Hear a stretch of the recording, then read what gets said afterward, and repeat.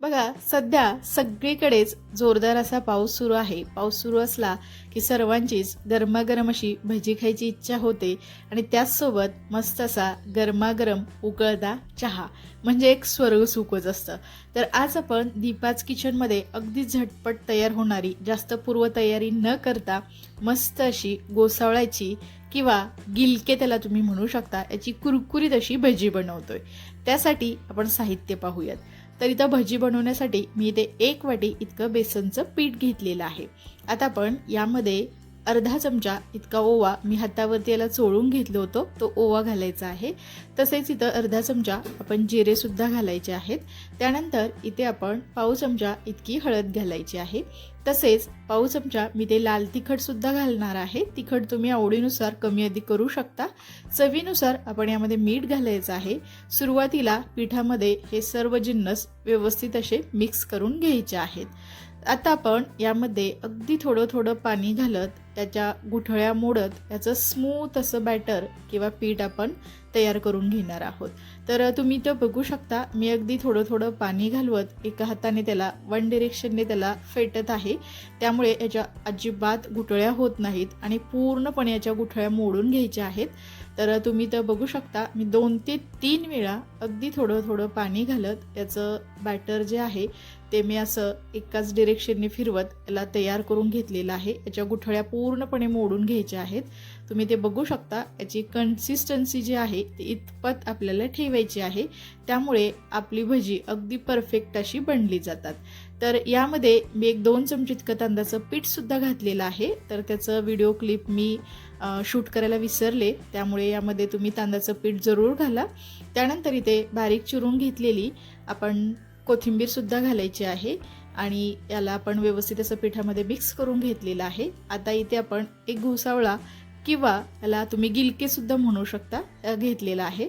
आता आपण याचा देठ आणि त्याचा जो खालची जी बाजू आहे ते आपण कट करून घेणार आहोत. तर दोन्ही बाजूच्या कडा आपण कट केलेल्या आहेत आणि आता आपण याचे काप करणार आहोत. तर मी ते असे तिरक्या आकारामध्ये याला कट करून घेणार आहे, त्यामुळे याचे काप थोडेसे मोठे होतात.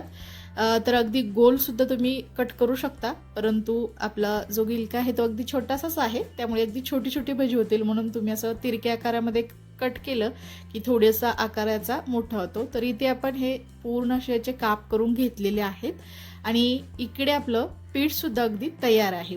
तर इथे आपण घोसावळ्याची किंवा गिलकीची भजी बनवतोय. तर मी सुरुवातीला जे सर्व काप या पिठामध्ये टाकून घेणार आहे. तर मी व्हिडिओ शूट करत आहे, त्यामुळे मी पूर्णपणे टाकलेला आहे आणि याला का चमच्याच्या साहाय्याने मी याला मिक्स करून घेणार आहे. तर तुम्ही एक एक काप सुद्धा या पिठामध्ये बुडवून याला तशी सुद्धा तुम्ही भजी करू शकता. तर आपण बटाट्याची भजी मी तशीच बनवत असते, परंतु हे गिलके किंवा घोसावळे जे आहेत ते अगदी छोटे छोटे काप आहेत, त्यामुळे चमच्याने सुद्धा तुम्ही अगदी सहजपणे सोडू शकता.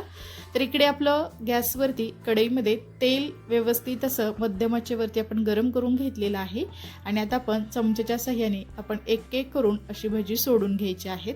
तर तुम्ही ते बघू शकता, तेल आपलं व्यवस्थित गरम आहे, त्यामुळे अगदी पटकन वरती आपली ही भजी आलेली आहेत. आता इथे भज्याने अगदी व्यवस्थित असा आकार पकडलेला आहे. आता आपण याला पलटी करून घेऊयात आणि दुसऱ्या बाजूने सुद्धा अगदी व्यवस्थित अशी भजी आपण तळून घेणार आहोत. तर तुम्ही ते बघू शकता, भजी अगदी टम्म अशी फुगलेली आहेत. विशेष म्हणजे आपण यामध्ये अजिबात सोड्याचा वापर केलेला नाही. मी बटाटा भजी बनवताना सुद्धा कधीच सोडा वापरत नाही, तरी सुद्धा अगदी मस्त अशी टम्म फुगलेली भजी बनली जातात.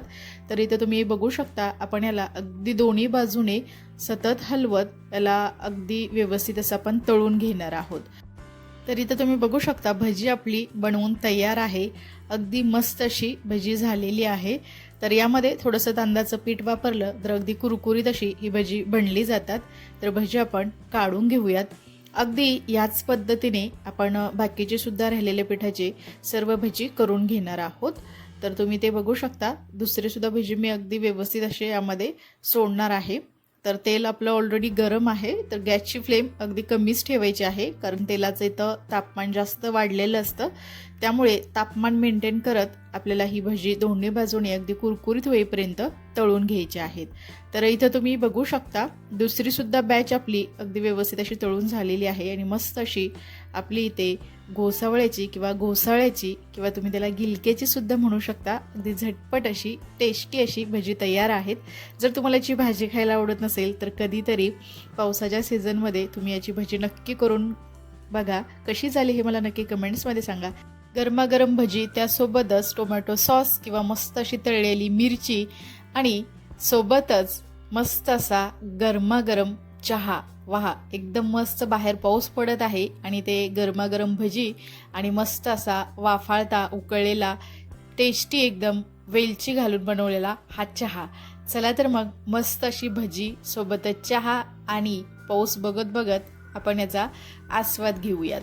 जर तुम्हाला ही माझी साधी सोपी अगदी झटपट तयार होणारी भजीची रेसिपी आवडली असेल तर न विसरता चॅनलला सबस्क्राईब करा. आणि हो, या अगोदर सुद्धा आपल्या चॅनलवरती बटाटा भजी तसेच कांद्याची कुरकुरीत अशी भजी याच्या सुद्धा रेसिपी शेअर केलेल्या आहेत. तिथे जाऊन तुम्ही त्या सुद्धा रेसिपी पाहू शकता. नंतर भेटूया आपण अशाच एका खास अशा रेसिपी सोबत. तोपर्यंत सर्वांना धन्यवाद.